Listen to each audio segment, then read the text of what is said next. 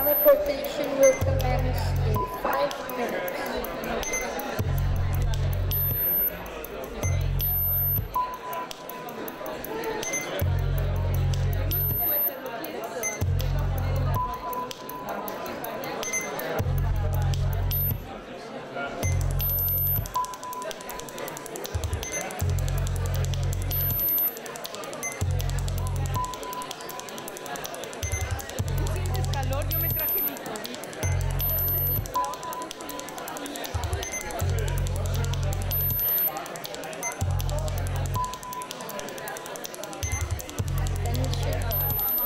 Do not leave any luggage unattended. Unattended luggage will be removed and destroyed.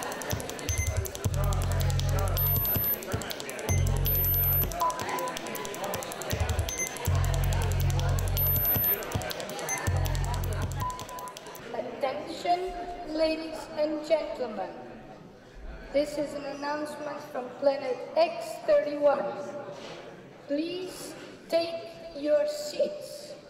Teleportation will commence in 2 minutes.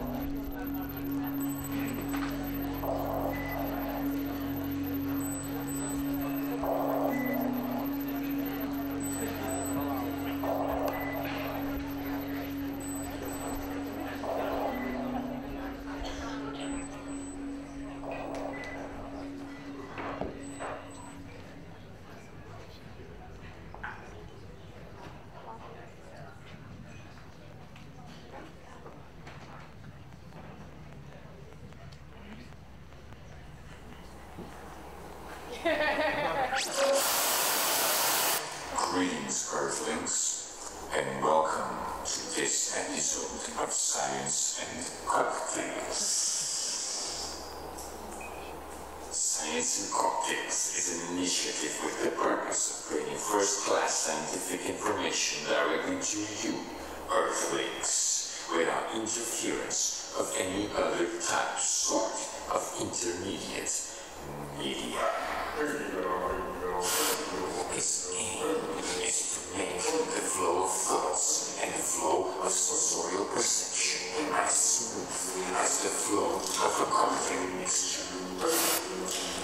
Tonight's teleportation will be guided by Jäger, Head of Natural Products Research at the Department of Drug Design and Pharmacology at the University of Copenhagen. Her research focuses on investigating pharmacological activities of medicinal plants based in traditional medicine. She will show examples from her own research on providing scientific evidence for the plants used in Africa for diseases of the central nervous system, for maternal health to treat post-partum bleeding, and for plants treating snake bites. Ladies and gentlemen, the words of Jäger, will be followed by a concert of future primitives. Rock for the future with primitive measures about primitive thoughts and primitive pleasures. The band members consist of Nikolai Montin, Hasmus Block, Mark Fakini Masson, and Moogie Johnson. And my friends wish you.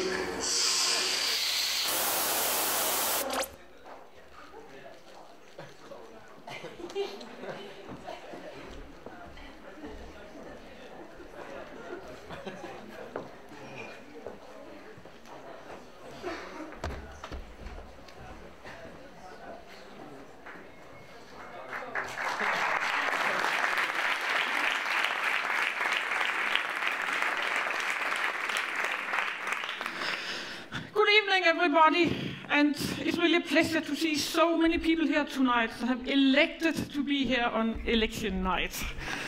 So now I got a stick, that's always nice. Thank you.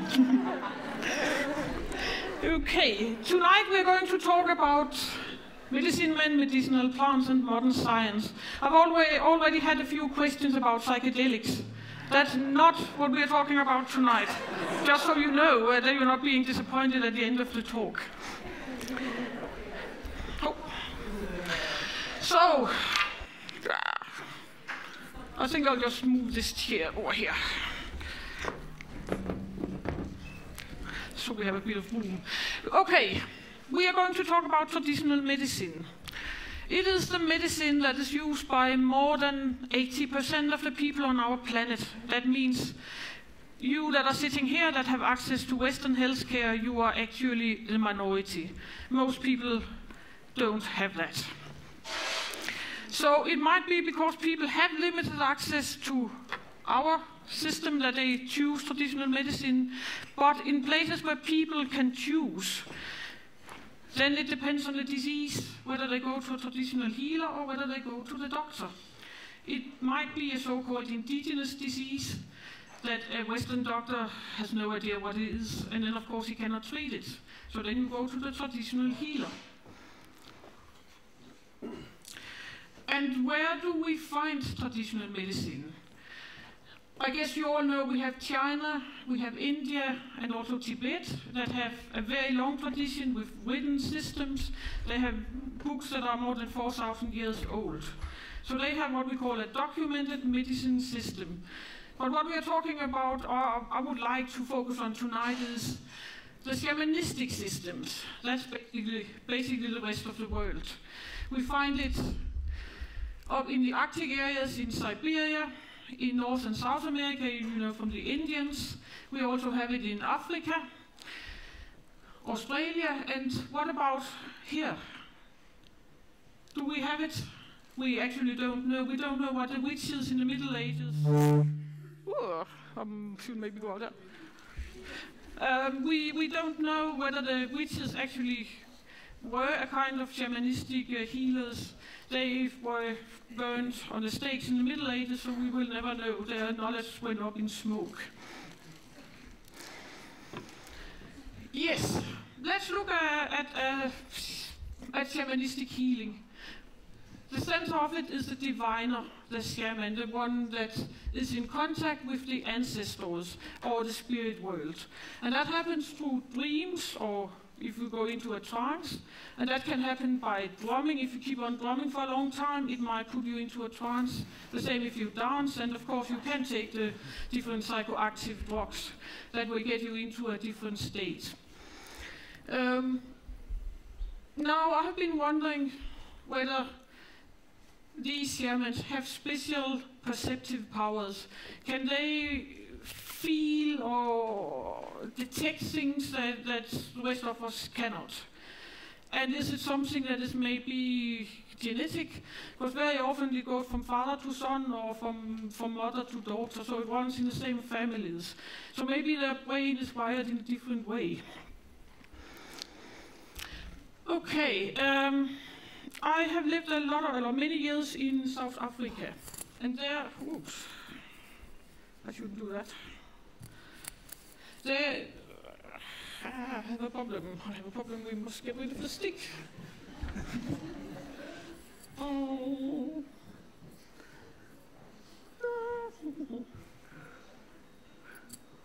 I think I need some assistance. Because now I cannot see what I'm doing. I'm all sorry. Yep.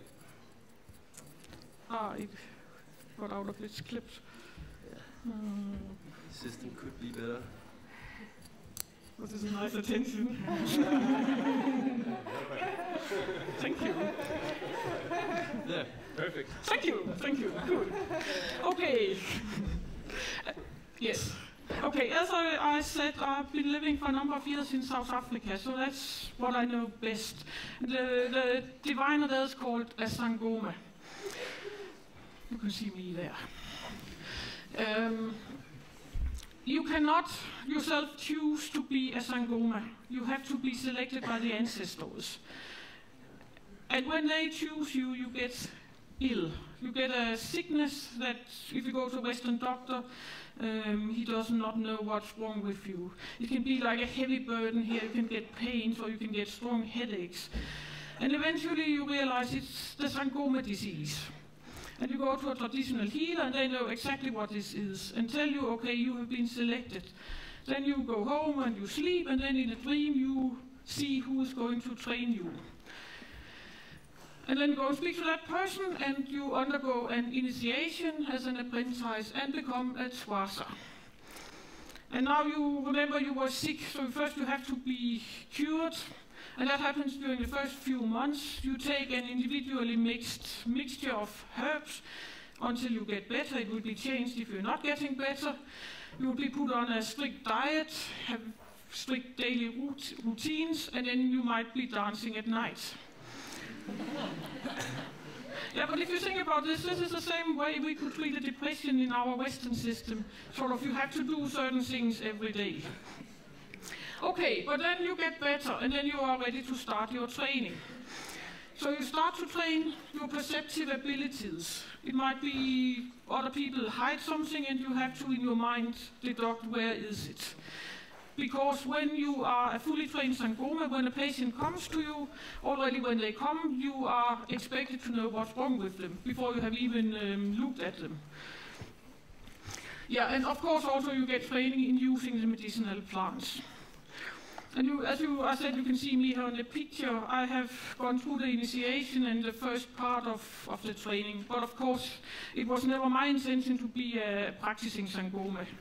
But I think the ancestors chose me so that I could link my Western scientific training, or what we can call in my view, with the traditional medicine. So I could bridge over this and better understand the traditional medicine. Yes, and what does a sangoma then do? What do they deal with? Of course, medical problems, that's obvious. And mental and psychological problems, that's probably also fairly obvious. But then I could see from those that were training me that people also came with family problems, different social problems. And if you have such problems, you would probably get psychological problems and then other more medical problems. So it's important to deal with this. And then I put on the weather. To you it might mean nothing because you just go down in the supermarket and there will always be food. But if you are a subsistence farmer and it doesn't rain, then you know your family will starve. So if you could get a healer to get some clouds on the sky and a few drops falling on your field, it might be worthwhile. We also have protection of property. Now, I guess you all know in South Africa there's a fairly high crime rate. So, if you have a car, you would like it to be protected, then you go to a traditional healer and they make a thing for you that you put into the windscreen of your car. And now no one touches it, because people are really, really afraid of the traditional healers. So they will not touch a car that has been done by a traditional healer. So it works. Yes. So we can see that traditional healing is holistic, it has cultural, it has spiritual, psychological, and medical aspects. All these first some non-scientific areas is what we in the West could call the placebo effect. We know it works, but we are not utilizing it in the West. We are specific in not utilizing the mind aspect, as I would like to call it. And I think this is exactly the reason why traditional healing works as well as it does. It combines the mind with the medicinal plants. And I think we could learn a lot here, if we could learn to utilize this. The medical aspect, of course, is the medicinal plants. And they might not be as good as our Western drugs, not as strong, not as efficient, but combined with the mind, it means that traditional medicine does work. And the medicinal plants is what I, as a Western scientist, can investigate. And here we see a few pictures from medicinal plant markets. You can see it's relatively primitive. It can be on a piece of newspaper on the pavement. But it can also be slightly more organized on shelves with small labels on that says what it is. Yeah. At University of Copenhagen, I have a research program called People and Plant Medicine. Here we look at CNS diseases, maternal health, snakebites, and soon diabetes. And what we try to do is come up with scientific evidence for the traditional medicine. Does it work? Or does it not work? Interesting. What did that do? Yeah. We will, maybe nothing, or if it did something, we might find out. Yes, we start out now looking at CNS active plants in South Africa. I read this interesting statement by a fellow scientist that there are no psychoactive plants in Africa. Africa is a huge continent. Why should there not be one single psychoactive plant? And at the same time, we have a shamanistic medicine tradition, so couldn't there be something to be discovered? Now, especially South Africa, but also higher up in Africa, all the recordings of plant use from the last century, from the 18th century and so on, were mainly done by monks. They often had an extra scientific pastime, so they went out and collected the plants, pressed them, and wrote down what they were used for. And now, being very devout Christians, else you wouldn't go out to Africa, then when they encountered something with demons and spirits and things, they might on purpose not have recorded it, they might not have understood what it was about, and most definitely it was completely non-Christian. So they might not have recorded it.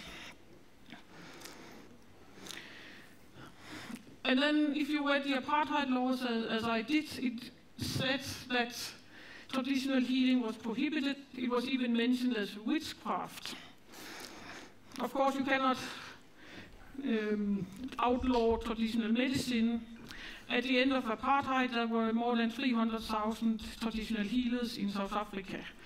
So even if it was outlawed, it's still there. I also put this little note here. No Americans. If we look at the parallel situation in South America with the Amazonas, we had in the 50s and 60s a number of American ethnobotanists that went down to look for psychedelic drugs. They never came to Africa. That was left for the Europeans. So we guessed there might still be hidden secrets. So we made a database on the mental health plants of southern Africa, and we now have over 300 plant species. So no psychoactive plants in Africa. Yeah.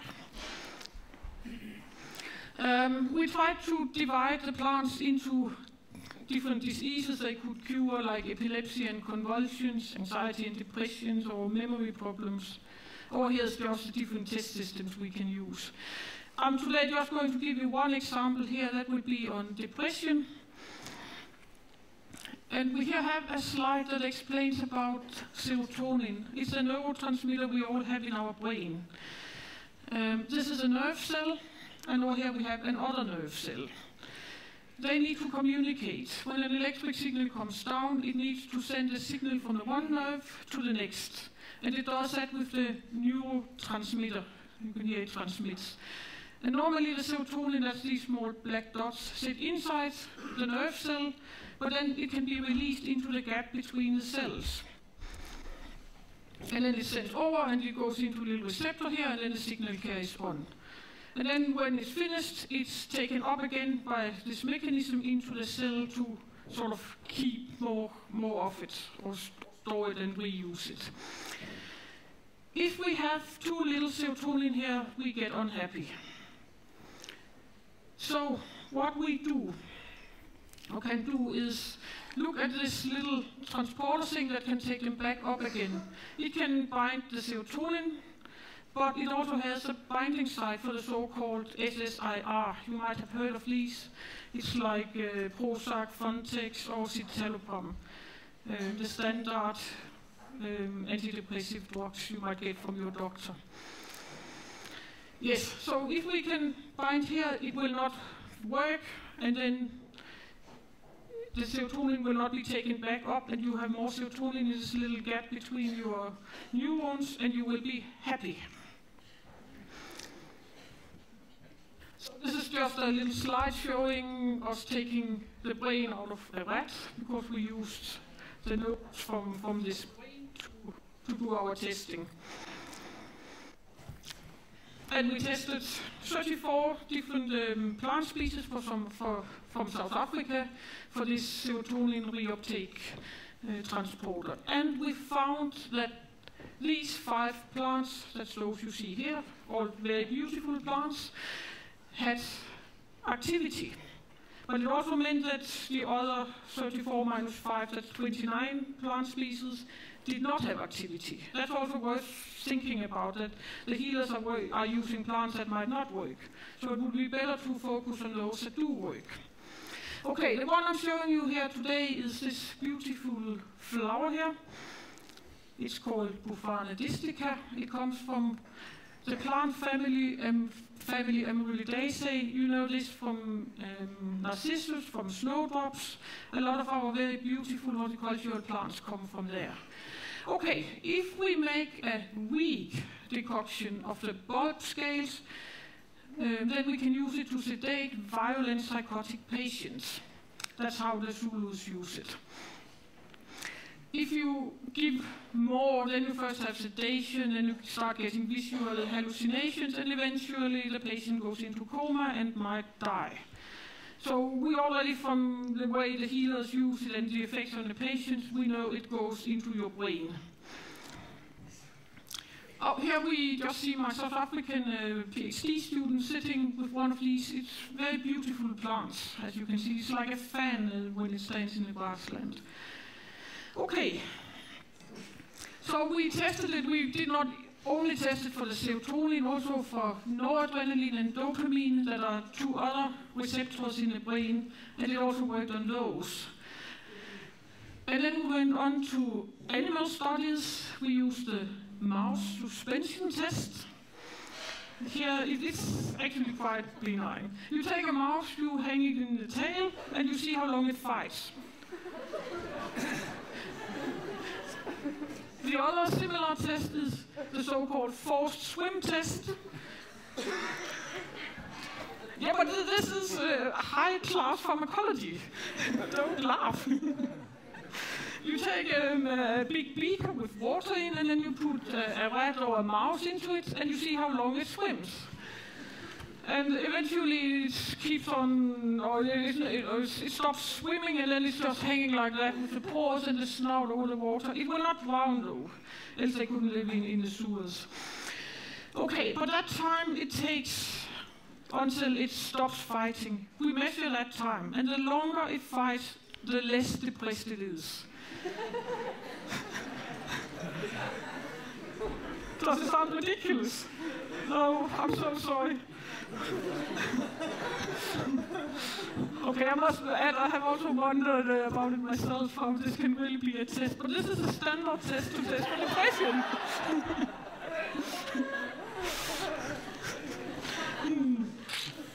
No. Okay. But now we could see that it did work. Then we would like to find out what is the active compound. So we took the bulk material, we made an extract, then we put it into a separation funnel. You can see now there are 2 layers. We added some water also, and water and the organic solvent cannot mix, so we get 2 phases. I think we can get fancy cocktails later like that. Can you prepare things like that for us? I saw one of the organizers nodding, so maybe they can layer them for us. No, or maybe not. But the same thing as the water and the organic solvent does not mix, then the compounds in the extract, some will prefer to be in the water and other will go into the organic solvent. And in that way we can separate some of the compounds, one or the other. And then we can open this little tap here and let first the one out and then the other one out. And then we test, is the water active or is the organic solvent active? And now it was the organic solvent, and we take that and go on to the much more sophisticated equipment we have. But in principle it does the same all the time.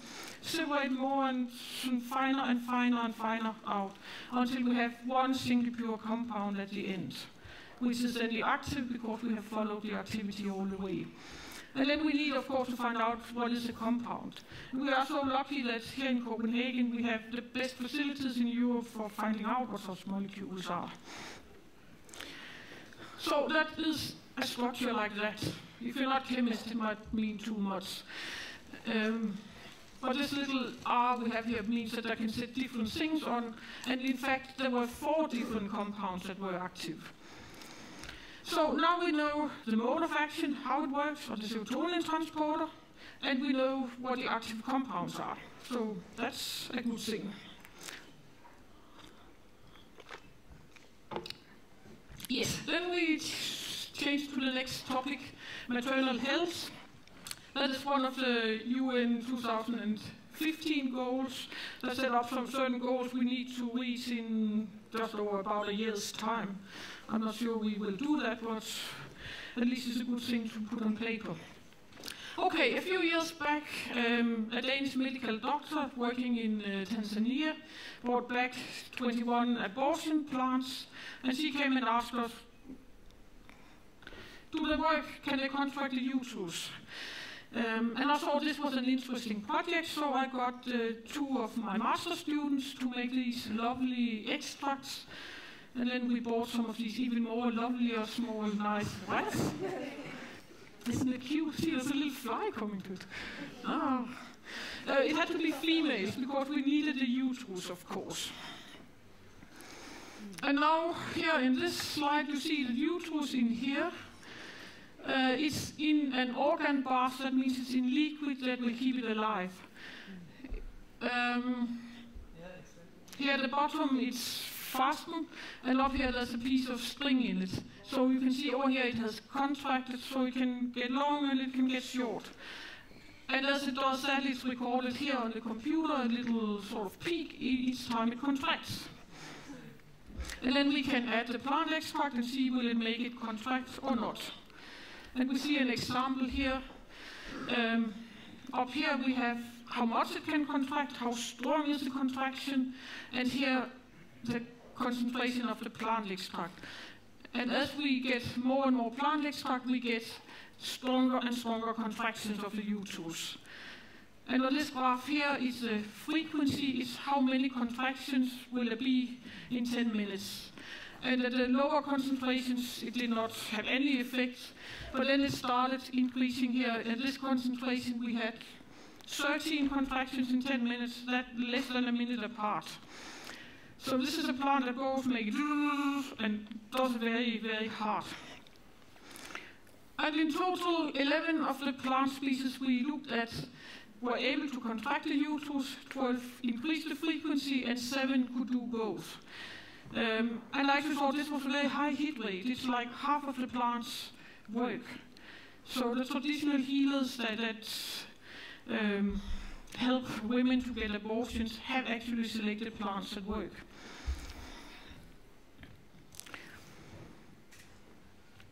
And abortion is one thing. Presently it's illegal in Tanzania and in a relatively poor country, that you might have a need to get an abortion. But my main aim with this was actually post-partum bleeding. Can you see this picture here? I'm not sure whether it's completely clear, but the problem here is that we have 500,000 women die from bleeding after giving birth. It used to be a problem here with us also in earlier times, which is why so many women died in childbirth. This still happens in Sub-Saharan Africa. And if these plants can contract the uterus, they can also help here. And many of these women have no chance of getting to a hospital. They are out in the bush. And if they know, or the healers helping them know exactly which plants work, we might be able to prevent situations like this. Okay, then we go on to the next project we are working on. Now it's about snakes. Plants to treat tissue necrosis after snake bites. We have about 3,000 snake species in the world, of which 600 are venomous or poisonous.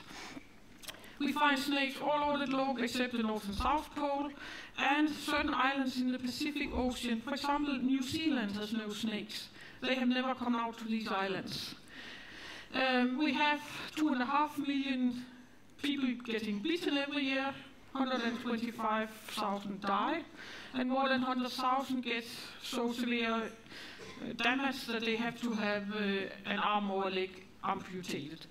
Everyone knows that these figures are far too low, and that's simply because people don't report it. And this also led to the WHO declaring snakebites a forgotten, or not a forgotten, a neglected tropical disease in 2009. So that means it's something one should look at. See, now the snake does not have the poison to bite a human. It has it to kill its prey. So when it bites and it injects, then there will be some neurotoxic or cardiotoxic substances in that will kill the prey. But you also know that it has these two fangs that it used to bite with, but it has no other teeth. So it cannot chew its prey, it has to swallow it. My son has a corn adder, we have it at home, and even when it was this little, maybe this long, it could eat a huge mouse. You know, so it can open up and then this big prey can get into the stomach. But then it's so clever that in the poison it injects when it kills it, it also injects enzymes that can dissolve the prey from the inside. It's proteases that can dissolve proteins, phospholipases that will dissolve the phospholipase in our cell membranes. They are built up of this. So when those are destroyed, our cells just break down. And hyaluronidase, which is the binding tissue in our tissue. So these will get it to fall apart. And here we see what it looks like. This is an 11-year-old boy from Ecuador that was bitten 2 weeks earlier and was treated with antibiotics. The one good thing is we can see this green cloth here behind, so he's probably now in a hospital and will have his leg amputated. But this is, no word to describe it. But most often it's smaller bites like that, and they will never come to the hospital. But depending on where they sit, they might invalidate you, so you cannot do a day's work, for example, and then you cannot keep up your living. Okay, again we set out making a database from data from 6 continents, 61 countries, and in total a little more than 1,500 plant species that are used to treat snake bites. Now with snake bites there's a particular thing called signature plants. Back in the Middle Ages it was thought that if you had, for example, a bean that looked like a kidney, then God had created it so that we could use it as a medicine for a kidney disease. And similarly, if a plant contained a wet sap, it would be useful for some blood diseases with the blood, because it was wet. And this is called the doctrine of signature. And we know that very many plants are called something with snake root, because they might look like a snake.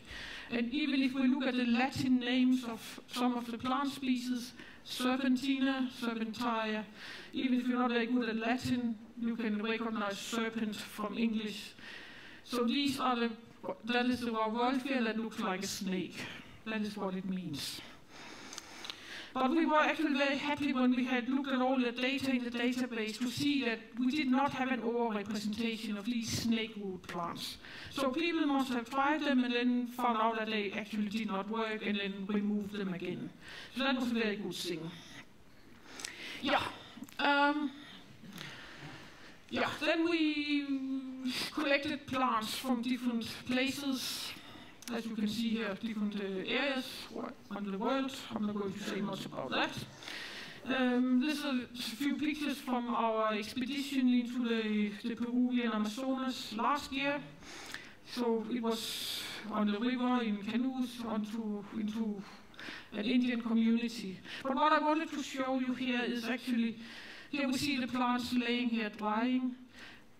And here we see this man putting a piece of the plants into newspapers and pressing it. This is the documentation, and that will be put into the herbarium in Lima and here in Copenhagen in the botanical gardens. And it will stay there forever, for the next many hundreds of years. And this is the documentation that it is the right plant we collected. People can come and take a little sample and do DNA on it, or they can come and look at it. Everyone can request to see it, to make sure that we took the right plant. Then back in the lab, we made extract of water and ethanol, and then we set up assays. You here see one of my PhD students working on it. Assays is a test system that we can use to test. You recognize it's the same enzymes as before. And we decided to use the snake venom as the source of these enzymes. You can't buy phospholipase A2 from a chemical company, but the snake is so clever that it does not just have one phospholipase A2, it has maybe 10 of them that are slightly different. So we thought to mimic the real situation, it would be better to get the venom from the snakes. So that's what we did. And it's also, of course, necessary that we use venom from snakes from the same place where we collect the plants. It doesn't really help that we find a plant from Africa that works against a snake in South America. That's not going to be helpful to people. So, that's also what I wanted to show here, that in Africa we have chosen the cobra and the puff adder. Those are the two snakes that are responsible for most of the bites. So till now we have identified about 20 plants that come from Peru, from Africa and China that are effective. They are all plants high in tannins. Tannins are big molecules that we also know from earlier times have been used for tanning. That's why they're called tannins. Tanning is when you take a piece of raw skin and put the plant extracts on, then these compounds bind to it and make it into leather. And that is because they bind to all proteins and all enzymes. So it will work, but it will not work specifically on these enzymes. And that also means it's only for treatment on the skin. So you have to make a sort of a porridge of the plant extract and put on to where you were beaten. However, we also have 5 plants where it's not tannins. And right now, it's those you see here. Right now, we are working on finding out what are the active compounds in these. Yes, then we try just a little bit more. Yes. Now I will tell you about the third Danish Pamir expedition in 2010, which went to the Wakhan corridor in Afghanistan. That is this little piece of land here between Tajikistan, China and Pakistan. As you can imagine, it's very high up, it's the roof of the world. Up here live the Wakhi people. There are about 1,500 of them. They are agro-pastoralists, which means they grow plants. And if you look at her, You will notice she has green or blue eyes, blonde hair. They are Indo-European. They are also Ismaili Muslims, and they have been up in this valley for 2,000 years. Exactly how they came there and who they are, that's maybe not completely clear. Okay, so we here see my curator in the museum and my PhD student. This was actually his master project. He went over to Afghanistan all on his own, hired an interpreter, 2 handymen and 3 horses, and everything we could have bought at home in solar panel powered modern equipment. And then they went off. Here you can still go by 4x4, but soon it became like that. And here's how they slept. We had bought this nice little tipi tent. That was very smart because that was very stable in the winds up in the mountains. This was the last bridge. After that they had to go through the rivers. And they had to go up here with passes of 5,000 meters. So it became very convenient to rent a yak. Notice the plant press, a very important piece of equipment. But the whole idea of this expedition was to speak to the people living up here and find out which plants do they use for different purposes. And for medicine, they use 31 different species. They are listed up here. I'll just highlight a few ones. Skin moisteners. If you live high up in the mountains with a very dry wind and a very high UV radiation from the sun, then you need something to put on your skin. If we maybe just go back here, you see they have a fireplace inside the house. A lot of smoke coming up. It's like the Vikings. But that also means, especially the women and children, they sit indoor all the time and they get respiratory problems. So they also had plants for that. And they drink a lot of salt tea, this tea with a lot of salt in, a very high salt intake, so they get high blood pressure. They also had plants for that. And they had a plant for altitude sickness. We would never have that in Denmark. But what I wanted to tell you about here today is they have this little mite that lives in the houses. When people get bitten, some people get an anaphylactic shock. We also know that from when people get stung by a bee, then some people develop an anaphylactic shock and need treatment immediately. In the Wacom corridor, people carry a little piece of this root maybe in the pocket. They have it in the houses. It's the root of Rubia tibetica. And we thought we better investigate this. This was too curious. So we took some of that, we took the outer bark off, we ground it, powdered it, and we made an extract. And then we sacrificed a guinea pig, and we took out the ilium. You can see there's still a bit of faces and things in it, but that can be rinsed out. And then, as we saw the uterus before, it was put into one of these organ bars. We now have a little piece of ilium here. Ilium has a lot of histamine receptors. And if we put histamine in, then it will contract. Then we put the plant material in, you can see it's now colored red from the plant material, then it relaxes. And if we see it in a scientific way here, in this figure, then we have up here, the higher it comes up, the more it contracts it. And if we look at this top one that goes up here, the one with the open surface, it is histamine. When that is added, then the more we add of it, the more it contracts.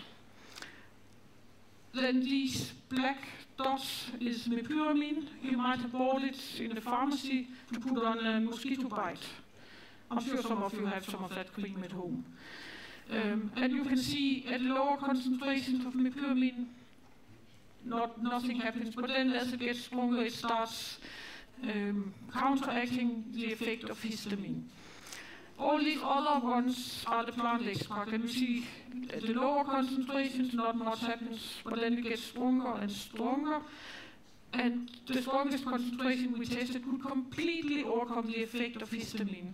So yes, the root of Rubia tibetica does possess antihistamine activity. Okay, you might say, of course, that the people up in the Wacken corridor have known that for 2,000 years, maybe. But again, it's nice to show that, yes, it is right, it does work. Yeah, till now in this talk today we have talked about traditional medicine and how we can improve it. But we also live in the West, and in the West we like new drugs.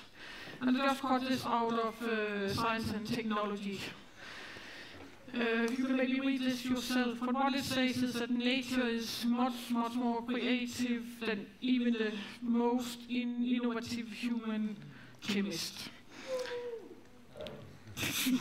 Yes. For the last 10-15 years, the whole scientific community has been focused on synthesizing compounds and forgotten about nature. But there's a turn now. This combinatorial chemistry, as it's called, the synthetic thing, has not really worked. So people, even pharmaceutical companies, are now turning back to look at nature. And if we look over the last 25 years, all the new drugs that have come to the market, more than half of them come from nature, or at least modified from nature, or they might also be synthesized, but it's then the natural products that's being synthesized.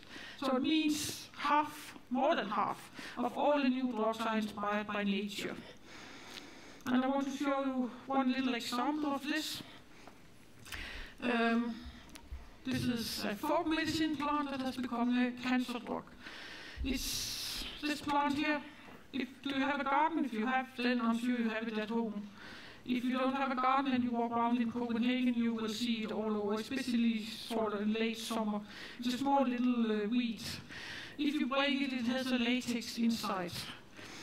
And this latex has been used to put, if you had a wart, you would put it on and it would go away. And that's why it's called watermilk in Danish. The watermilk. So we can see here the white latex coming out. And then some chemists found out what the active compound is. It's this what we see here, ingenol mebutate. And to get 25 grams of that, you need 1 ton of this little weed. Luckily, it's a weed, so it grows very easily, and it's being farmed in Australia. So it's actually now becoming a crop. It's not wild collected anymore. Yes, and that is used as a gel to put on sunspots like what we see here. This is right now not a cancer, but it will develop into skin cancer, so it needs to be treated. And last year, I'm now making a little advertisement, but that's simply because it's a little pharmaceutical company here in Copenhagen. So this is actually a Danish product now. You buy this little tube, you put one single time on your sunspot and then it goes away. So it's a fantastic cure. And that again shows you that modern medicine can, even in 2012, last year, get a product out of nature. And now we are here in Christiania. I'm sure most of you know more about the use of this plant than I do. So I'm not going to say a lot about it.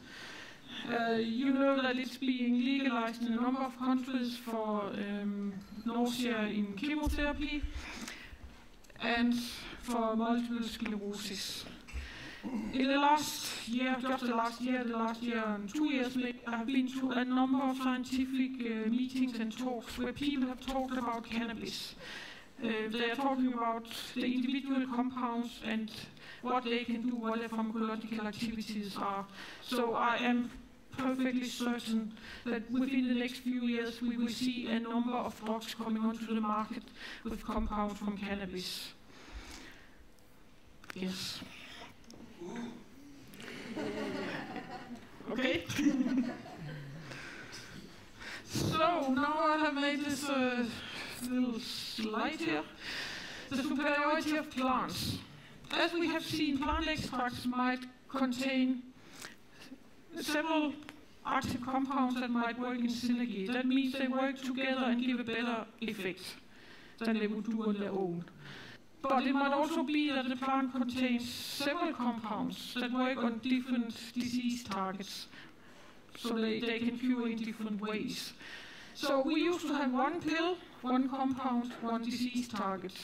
Now we have one plant, several compounds, several targets. And in this way here, the plant might actually be more beneficial than the pill. So this is the new paradigm here. Yes, I also just wanted to say my future goal. I've been thinking about, we're doing all this in Africa and in South America and so on, but could we do something here in Denmark or in Europe?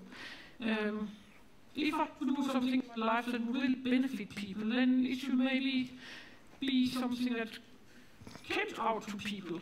So I've decided now that we're changing our research into looking at herbal blocks for type 2 diabetes. So I hope actually that we can do this, we can find some plants that will work, and that we can put them on the market. This is very strange, very unusual for me to think in commercial terms, but that's the only way we get people to benefit from it. Yes, we are now coming to the end of my talk, so I just wanted to make a little advertisement for our museum. If you think these topics are interesting, then you should come and visit the Naturmedicin Museum. It's on Jäger. It's open on Thursday afternoons, and there's free entrance. And at the moment we have a special exhibition on the medicinal plants of the Vikings. So, thank you.